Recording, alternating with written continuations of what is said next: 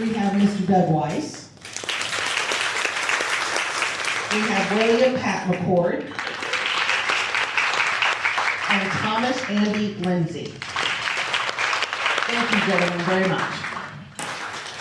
Okay, so what's going to happen is I have several questions that they had submitted to each of the candidates. I think it was 15 questions. I'm picking 3 of those 15. Each one, again, will get 2 minutes to answer them, and we got a lot to talk about, so we're going to kick this off and get going. Okay, hold on.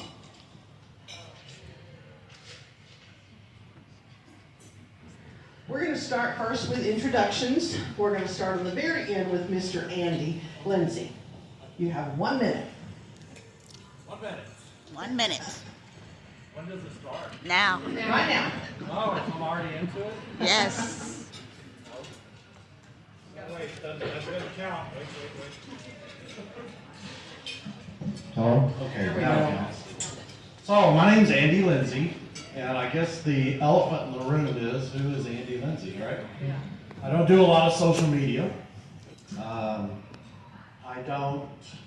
not a politician. I'm a businessman. I've worked for IBM for over 40 years. I've had executive management, project management, and corporate management, and all those kind of things, right? I've done critical situations, traveled around the world, have enjoyed that kind of lifestyle, but now I'm retired, enjoying the retirement life.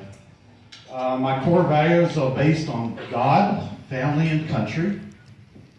I'm a born-again Christian. I believe in Jesus Christ. I grew up in a military family. My dad was a proud military person. He served in the Air Force. I support our veterans. I think the veterans are key people in our country. I mean, they're highly trained, they're capable of serving our country. Why can't they serve in our community? So I'm a big supporter of the veterans. I believe Governor Abbott is doing a great job. Then they wiped out half the room. And I believe our president, which I voted for, is doing a great job. I am a businessman, and I do have a lot of people and critical situation skills that I think are important in our community at this time. I see a red hand back there. Thank you, Mr. Lindsey. Mr. Harrington? Thank you all for hosting us here. Good to see so many people got a chance to meet you as you came in. My name is Gregory Harrington. I've been a citizen of Pflugerville since 1998. I was 23 years old when I built my house, and I'm now 50. So I'm proud to be here in Pflugerville. I worked here because I came to Austin because of IBM, and I stayed because the Austin area is just one of amazing things. One of the biggest things that I had to identify was, where can I raise my family? And that was at the age of 23, and I think Pflugerville is just that city.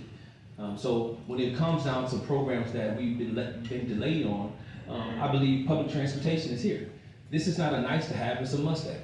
It must be effective and affordable. You cannot have effective and it's not affordable. You can't affordable and it doesn't do anything. So that's my priority number 1.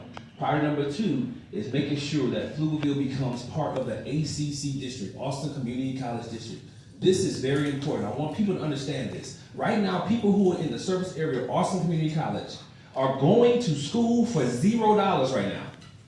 We collectively talk about how we want to reduce the college debt. However, Pflugerville is not part of the district. We cannot participate. I'll hit my 1 minute that fast. There we go. We'll talk more. There's more to come, trust me. Mr. McCord. Hello, I'm Pat McCord. I write things down. So I'm 66 years old. I'm a 3 times cancer survivor. I'm a 30-plus year resident of the city of Pflugerville. I've been married to my wife Cindy for 45 years. My daughter Megan is an elementary school teacher at the Huddle ISD. I'm a Navy veteran, and I've worked in the semiconductor industry for over 30 years.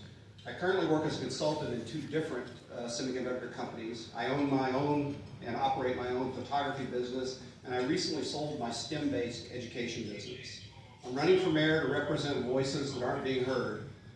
Fixed income, elderly people are being taxed out of their homes, starter families that can't afford to live here, and many others. I previously served on the City Council, 6 years term, and I was on the council that voted to create Lake Pflugerville and the water treatment facility. I was in class #1 of the Citizen Police Academy. I volunteered for 25 years on the Deutschenfest Committee. I was on the founding board of the Pflugerville Education Foundation. I always tell people I'm not a perfect person, and I've not always chosen the correct side in every fight, and I never assume I'm the smartest person in the room. I'm a team builder, a listener, and a consensus builder. Thank you. Sorry, my phone's acting a little crazy over here. Sorry about that. Mr. Weiss. Well, thank you, Kristen. Thank you for having us out here today and for allowing us to engage with so many great citizens. My name is Doug Weiss. Professionally, I'm in software and technology. I spent 17 years with Pitney Bowes, then 10 with Shutterfly. But I've been on the City Council for 9 years now, and before that I spent 7 years with our Pflugerville Community Development Corporation on the board there. In that time, I also served with the Rotary Club, with the Education Foundation, but one of the most important things I think to this room is that I have been a member of the Chamber in one way or another for the past 15 years. Either it was through the PCDC or the Education Foundation, or for the past 3 years, I believe, as an individual member. I've always supported this organization because I know how vital small business is to our community. That's something that's been a focus of mine for my entire time on City Council. It is these small businesses that keep our community thriving, and that is what is important to me for you to know in this room today, that I've got your back, I'm doing what's right for our community, and I will continue to do that as your mayor. Thank you. Thank you, sir. You're going to hear me talk about what we have done. And when it comes to roads, when it comes to transportation, one of the things I'm most proud of is our road maintenance budget. When I first joined the council 9 years ago, our road maintenance budget was $100,000 a year. I can tell you that does not go very far. That is now $2 million in pure maintenance. That has a 7 to 10 times return on the lifespan of roads. So when we talk about debt increasing, what we've done is ensured that we don't have to. We've done this to ensure that our roads last years longer and are not in a state of disrepair, that they are smooth and traversable, and they are the nice roads that your local businesses can ensure your customers can get to your place of business, your trucks can get to where they need to go. We've made sure that transportation is a key and maintenance is a smart investment in keeping that going. Now, when it comes to things like water, I want to be very clear. I've talked to people in neighboring communities down in Dripping Springs. They are not issuing building permits anymore. Corpus Christi had an item on their ballot issue for desalination of ocean water. We are secure with our water in Pflugerville.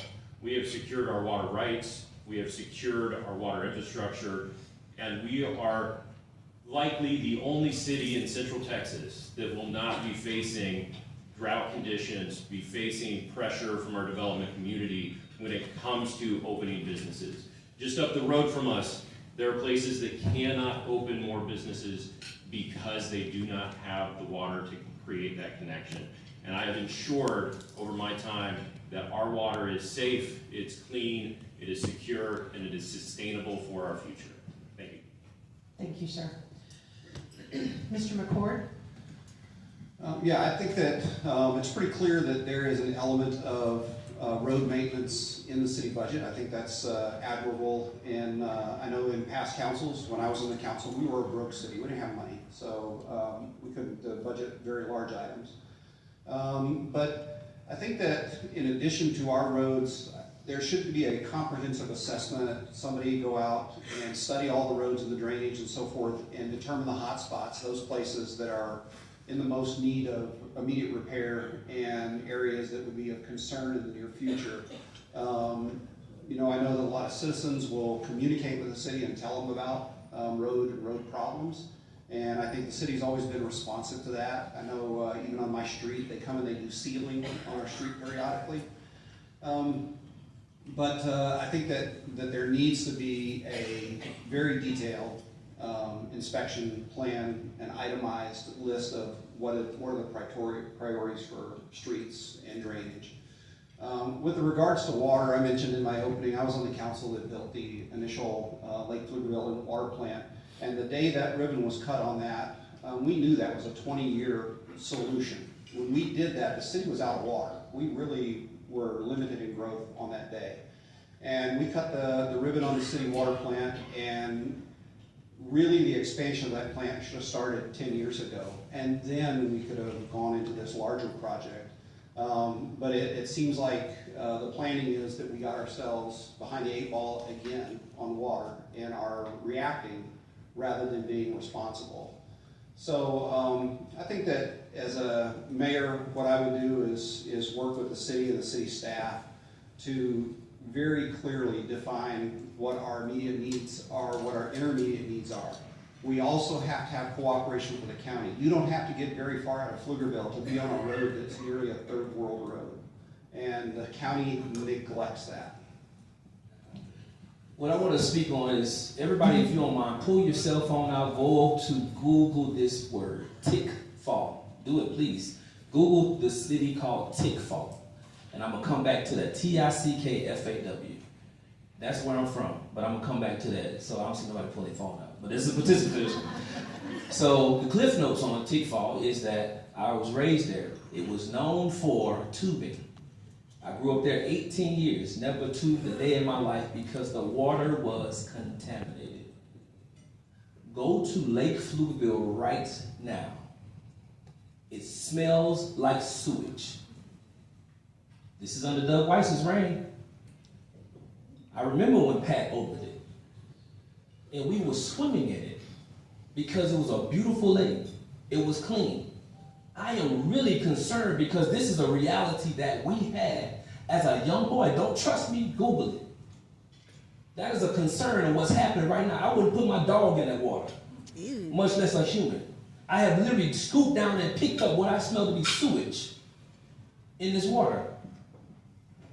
Don't trust me, go do it yourselves. This is where we're sitting right now because it was poorly maintained and it doesn't have the improvements. When it comes down to water, I live in Southwest Water District. My water rates are high. Whenever we start seeing signs that we're going to have lower water rates, no, we're not. We got a wastewater treatment plant that's multi-millions of dollars, like $100 million and wastewater, water and wastewater treatment. Your tax is not going to go down because it was delayed for so long. So now we got all these projects, including City Hall, on us right now. Do I support those? Absolutely. But it should have been done a long time ago. When it comes down to streets and roads, we just need to do better as we create a connected city. Connected to the back way to go to Manor and the 290 into Houston. You feel like you're off-roading. I ride in a Cybertruck, and I got to ride in the middle of the road because we off-roading.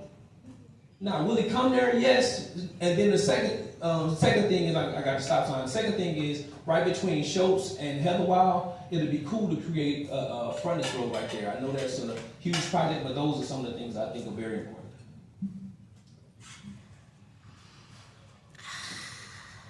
That's an interesting question, because I think we are reactive instead of proactive in a lot of our roadways and utilities and things like that. I think, unless I can be corrected, I don't think we've drilled any new wells here recently, so we are running out of water. Actually, we're piping water from other places into our city.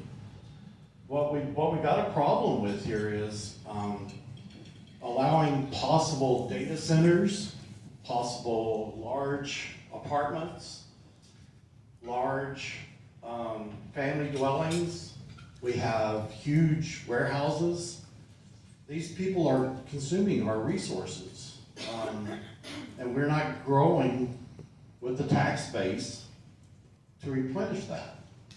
So we got to find ways to, a common sense approach to how we finance and we build our community so that the people, the homeowner doesn't have to pay for all of these improvements. How can you have, it's such a dichotomy, that how can you have such a great, prosperous community growing, and then you have to pay for it.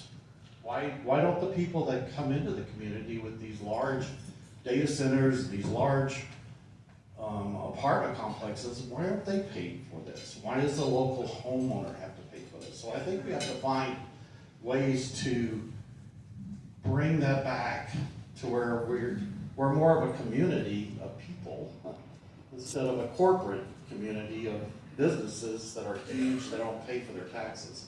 As far as the roads, I think our roads anywhere in Austin are terrible. I think the roads, if we had more studies done on the roadways, there goes the stop sign. Okay, thank you, gentlemen. I appreciate that. Okay, here's the next question, and we're going to start with Mr. Harrington this time. How would you prioritize spending if faced with a budget shortfall? How would I, if we're faced with a budget shortfall, I think some of the biggest things that we have to do is make it comfortable for the citizens of Pflugerville. I know a lot of times when I'm hearing some of my fellow guys speak on it, they're constantly talking about what the city pays. But in reality, it should start with the citizen first. It should start with the citizen first. How can we impact what our individual citizens are having to pay and how we're trying to move in that space? I'll go back to a few of the ones I just mentioned. Public transportation, that's an immediate thing that needs to happen. Whenever we have young people going to work, they're getting paid $12 an hour, but it took them $20 to get there. That's a priority. That's day one for me. Some of the things that I think some of my counterparts are consistently saying that are overspending, I think he calls one of them, not the city hall, but the tax hall. That's a good way of playing on words, by the way. But I think it's ill-based because I don't understand if you go to our city council, we're literally having city council meetings in the courtroom. So this city hall is past time for us to have our own city hall, and the space is so much, so I look at that as a priority. Things that I would probably cut, I hate to tell people, I think I would pause on the entertainment component of Parks and Rec. I love Parks and Rec, please never get that confused. But I think that if I had to cut one, it'd be that one.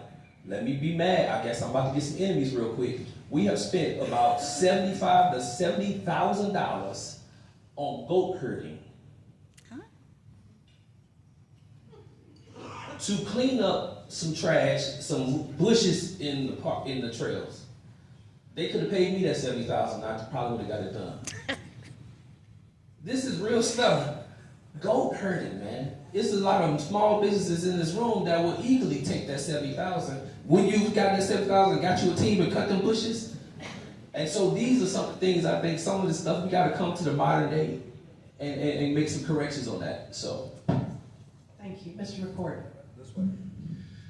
Okay, so budget shortfall. The sad reality of this is that we're in a fragile economy right now with the tariffs and a lot of things going on. It's very possible that our economy could take a downturn. If our economy does that and this city no longer grows at the rate it's growing right now, it would be devastating for us. We wouldn't be able to serve our debt. So my thought on this is that we need to anticipate that. We need to constantly be thinking about what is the upside and what is the downside if a possible budget shortfall. There are certainly things that we're doing right now that we could cut back on. There are some things that the city could do to reduce their cost to the citizens to make sure our taxes are lower. But there's that very unfortunate reality that has already been talked about, is that we have a extremely high debt that has covenants with regards to how much of the money, the revenue has to be reserved to guarantee that we can pay the debt, which limits the amount of things that the city can do inside of their budget. A downfall, I mean, it would probably result in curtailing some of the subsidiary services of the city. It would probably result in some staff reductions in the city. And it would probably take some things like we just talked about, street and road maintenance would probably be reduced, because we have to look for the big hitting items to adjust for a budget that eventually won't serve our needs. I think that you have to realize this is the way your home works. You know how much money you're going to have next month when you're working at your job. You know what your revenue is. Right now we do. If the economy turns down, our revenue comes from people selling things and giving us the taxes, and from property taxes. Mr. Weiss? Thank you, Pat. Thank you, Kristen. This one, I don't know if I'm going to take all my time on it, because when I look at our city, how would I prioritize in a budget shortfall? That's a really simple question. I've had this conversation with, I see our folks from the fire department there in the back. Anytime you have a budget shortfall, you prioritize public safety. Public safety is always going to be number one.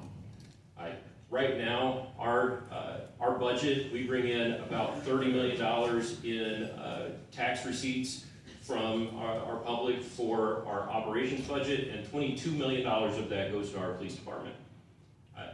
If we have a budget shortfall, yeah, we might not mow all the parks. That goatscaping, which is actually saving us money on parks mowing, that's one of those things that potentially goes away. But we do not compromise on public safety for our citizens.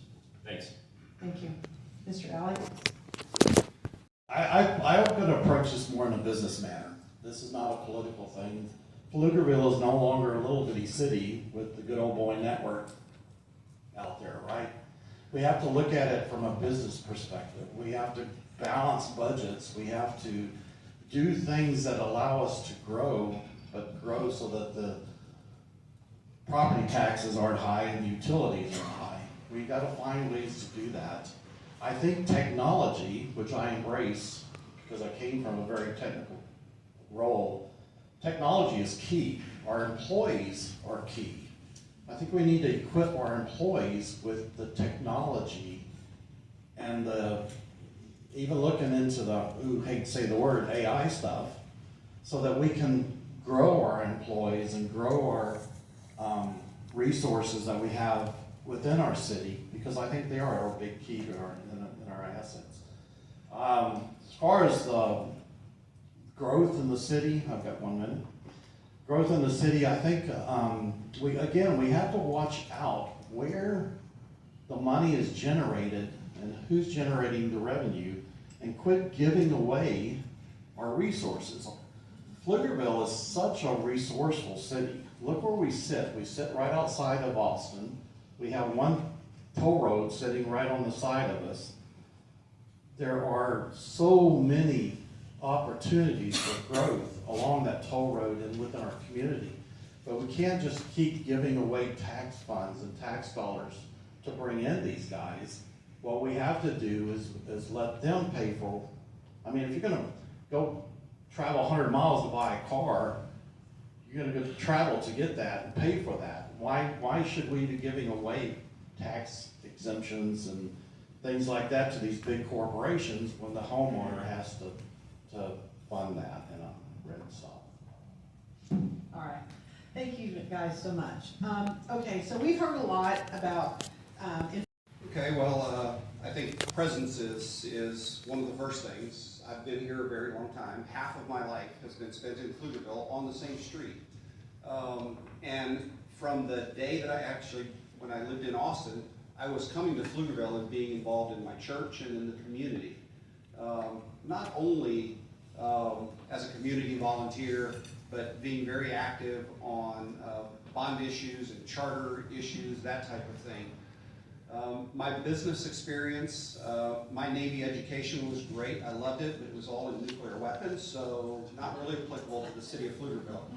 But when I got out of the Navy and I came to the Austin, Pflugerville area, I became a semiconductor person. In those companies, just like any company anybody starts at, you start at the bottom. And so I did. And I worked my way up in the first company I worked for, from just an operator to a manager to a department manager to a lead and then to the general manager of that company. I only had one person that was above me there. When that company was sold and moved to Florida, I went to work for a sister company, and likewise, I was already in middle management there. By the time I retired, I was the general manager and CEO of that company. I have a lot of team building and management experience, also managing budgets and finance. If you know anything about the semiconductor industry, you know it has an up and a down cycle, and you have to make big decisions, cuts, and then you have to anticipate the up curve also to be ready for the business. And so I think that helps me. I also was on the city council for 6 years. I have a lot of experience in city government. I'm very active in the school district, partly as my business, but I've been on 3 of the school bond committees, and I've been on one of the advisory committees in the Education Foundation. So I am well circulated in the Pflugerville community. I have business management skills, and I have financial skills. I'm of the people and for the people, and the reason why I specifically say that is because I am just that. I've never been a politician by choice. But now, with the state of Pflugerville, it is time for a change in leadership, a change in mindset. Why do I specifically go to this specific task? That's the only reason I'm running for mayor. I have been a change agent throughout my entire 28 years of being in Austin area. On the back of my flyer on that card, you will see a number of different things. One of the awards that I received was way back in 2011 as the Leadership Austin Ascendant Awardee. That was in 2011. That means I was doing a whole lot of good work in the city, in the area, before then. I've continued to do just that. Whenever it comes down to creating a change, that's me. One of the things that was mentioned recently at another debate, the mindset here is that we're just a little bit out of touch with where we are. For example, Doug Weiss specifically stood boldly and said that charter schools are the bane of his existence. I take an issue with that because it's less of the fact that my daughter went to school for K through 8 and now she's going to Hendrickson. But what he's doing is he's basically saying that he wants that city, those businesses to fail. He wants those children to fail. Those teachers are the bane of his existence. Whereas I believe I don't care what school you go to. This is an innovation time for education. We innovate our cars, we innovate computers, but we can't be innovative in our educational models. That in itself is crazy to me. So I go hard in the paint for charter schools, but equally I go hard in the paint for public traditional ISD. I served on the strategic planning committee for Pflugerville ISD. Equally, I served on the advisory council for Harmony Charter Schools. I never would fall back on that. So at a minimum, I'm the one that brings a change of innovation, common sense policies to the table. Mr. Lindsey? I think I want to step back a little bit and let's go and see why we're up here and what is this job and what's the roles and responsibilities of the mayor. So the city of Pflugerville is governed by a home rule charter, right? So a home rule charter is the structure and how we distribute the powers and duties of people in the city. Under section 3.06, the mayor has these roles and responsibilities.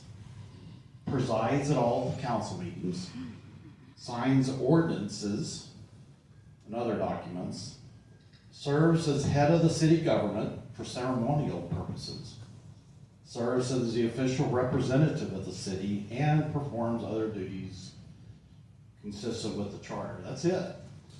The mayor has one vote, just like the other 6 council people.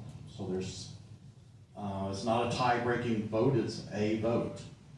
So having a business skill, project management skill, and critical thinking skill, I think is very important in this organization at this point.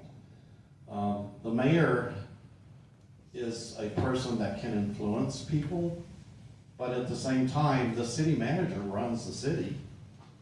We can influence, we can't even really talk to the people, the city people.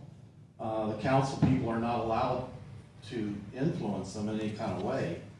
What we can do is work together as a team and collaboratively come up with strategies and ways to build our city to where it's better instead of going backwards.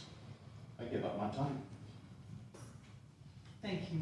And now we're going to have Doug answer the same question and finish up the mayors altogether. All right, thank you, Kristen. The question is, what makes me uniquely qualified? What specific skills and experiences make you best suited to serve in Pflugerville's local government? All right.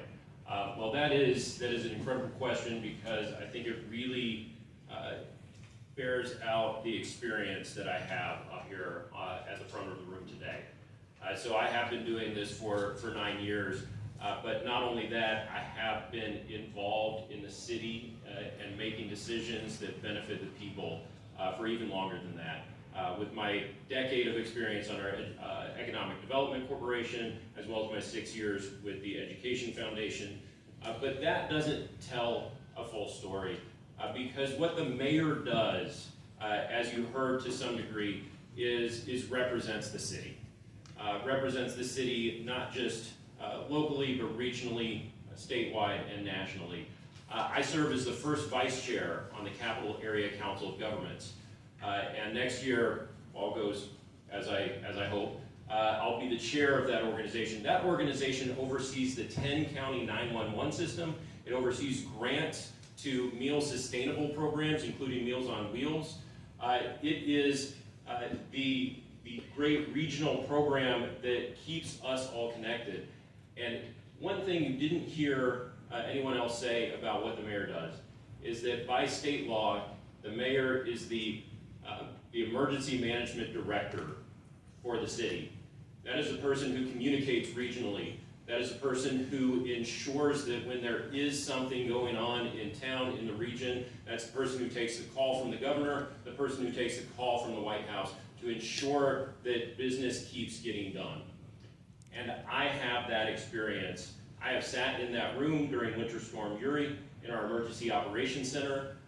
I have been in that room. I have participated in that job. I have done coordination with our citizens to ensure we have an adequate response to emergencies. The mayor gets one vote. This is true. The mayor sets the agenda, and the mayor runs the meetings.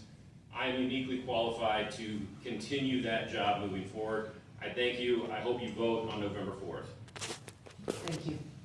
1,000, we just simply solve problems differently. One of the things that I position is my proposal for affordable and effective public transportation.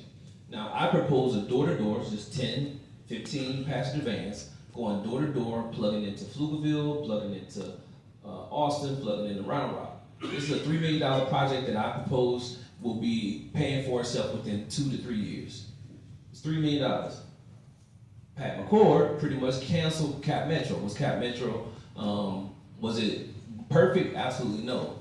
But guys like my gentleman Keith Turner, who's a blind man that lives right behind Walmart, was using that bus every day. He physically moved here because it had public transportation to go to his business that he runs on 15th and Lavaca in downtown Austin. But he's proud of that. Was it perfect? No. He shouldn't have canceled it until you got something better. Keith was left with nothing. $40 per trip to and from work. The same next to me is pretty much dispatcher ride. It's even worse than with the Cap Metro. So when it comes down to bringing programs to the table, we're talking about real things that impact effectively for the community. Mr. McCord. Okay, I hoped we were going to get to the police, fire, and EMS discussion. 2013 was a really bad year for me. The company I worked for 20 years was closed and moved to Florida. It's the first year I got a cancer diagnosis, and my house was struck by lightning on my birthday. So, and I wanted to talk about police, fire, and EMS because I host a party every year for police, fire, and EMS at my house. And when lightning struck my house and we called 911, they were at my house in 2 minutes and they knew my name. So my house did not burn down. But I think right now, the city, if you take a look at those three key elements, police, we have a revolving door of police chiefs in the city for 3 years. Fire, we've been in a fight with the fire department for 2.5 years that needs to be resolved. In EMS, we have a fractured ambulance service system. We're 0 for 3 in the key elements that this city finds important, police, fire, and EMS. That falls to the very top of the organization in this city, and that's our city manager. Mr. Weiss? All right. Well, I would love to take time to rebut what my opponents have said. Obviously, I'm the one who's been working for the last several years at solving these problems, and I know the inner workings of what's going on.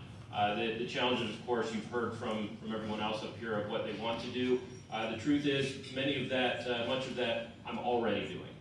We've already taken care of. In our history, we've had 4 police chiefs since our inception. We are doing great with public safety. But what I want to really leave you with today is, well, I want to ask you a question. That's, how do you know me? Because I know quite a few folks in this audience. You already know me. You know me as a man of integrity, as a man of service. You have worked alongside me at our food banks, at our park cleanups, at our trails. That's what I hope you leave here with today. I'm a person who cares about this community, about the people in this community, and about making this community even better for each and every one of us. So I thank you for your time today. I hope you vote Doug Weiss for mayor on November 4th.